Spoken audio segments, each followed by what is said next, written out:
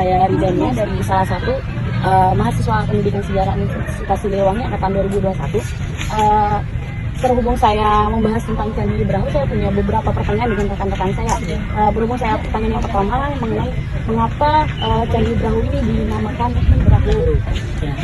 Kenapa Candi Brahu ini dinamakan Brahu? Ini berkaitan dengan penemuan prasasti Alasantan, yaitu prasasti yang ditemukan 45 meter ke arah barat dari Candi Brahu ini. Di dalam prasasti Alasantan tersebut ini mengatakan ada bangunan suci namanya Waharu atau Warahu. Nah, merupakan bangunan suci yang ada di Majapahit ya, dan didirikan pada Raja Pusindo, jadi sebelum Majapahit, dari Kerajaan Mataram yang dari Jawa Tengah tidak ada Jawa Tengah, pertama Candi Brahu. Baik Bu, saya Tiasani, saya dari mahasiswa dari Universitas Siliwangi ingin menanyakan bagaimana arsitektur Candi Brahu. Untuk arsitekturnya ini candi, di mana candi ini dibagi menjadi 3 bagian. Ada kaki candi, tubuh, dan atap untuk bagian-bagiannya. Untuk struktur candinya ini, untuk pembuatannya terbuat dari bata merah. Kebanyakan di daerah Trawulan ini buatnya dengan cara menggosokkan batu satu dengan batu yang lain. Setelah akan keluar butiran kecil lembut, nah, lalu dikasih air, dan digosokkan kembali akan direkatkan lebih rekat seperti itu. Baik Bu, terima kasih. Perkenalkan, saya Brigita Sari ingin bertanya Ibu, apa fungsi dari Candi Brahu ini dan tahun berapa Candi Brahu ini dibuat? Fungsi daripada Candi Brahu ini sendiri adalah tempat pendarmaan atau pemujaan, di mana Candi Brahu ini digunakan untuk pendarmaan raja-raja dari Majapahit. Untuk pembangunannya sendiri itu dari Kerajaan Mataram, jadi sebelum Majapahit. Tapi penggunaannya ini pada masa Kerajaan Majapahit. Oke, baik Bu, kita masuk ke pertanyaan keempat ya Bu. Untuk keunikan dari Candi Brahu ini sendiri itu apa aja?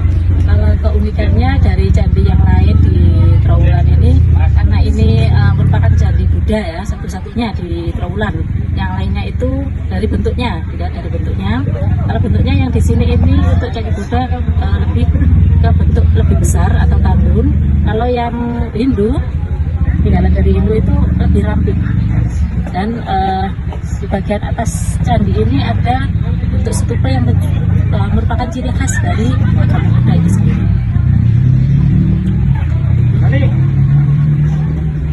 Baik Bu, pertanyaan selanjutnya, apakah sekarang Candi Brahu masih dijadikan sebagai tempat ibadah? Untuk sampai sekarang, karena di daerah Trawulan ini di dekat sini ada juga bangunan baru tempat ibadah namanya Mahayara. Di situ juga terkenal dengan pariwisatanya yaitu Legend Buddha atau Buddha hidup. Nah, karena ini juga merupakan peninggalan dari agama Buddha, jadi tiap-tiap ada upacara besar seperti di wihara itu biasanya ke Brahu sini. Terima kasih. Lanjut, Candi Brahu ini peninggalan dari agama apa ya? Agama Buddha. Dilihat dari stupika atau stupa yang merupakan ciri khas dari agama Buddha di bagian atas candi. Ya. Oke, baik, untuk pertanyaan terakhir ya Ibu, mitos apa saja sih yang ada di Candi Brahu ini? Kalau mitosnya ini katanya dulu itu untuk pembakaran raja-raja yang meninggal, tapi untuk aslinya ya itu ternyata bukan, hanya untuk pendarmaan saja, untuk upacara keagamaan seperti itu. Terima kasih Bu atas informasinya, semoga bermanfaat bagi rekan-rekan. Sama-sama, saya juga terima kasih. Baik Ibu. Ya.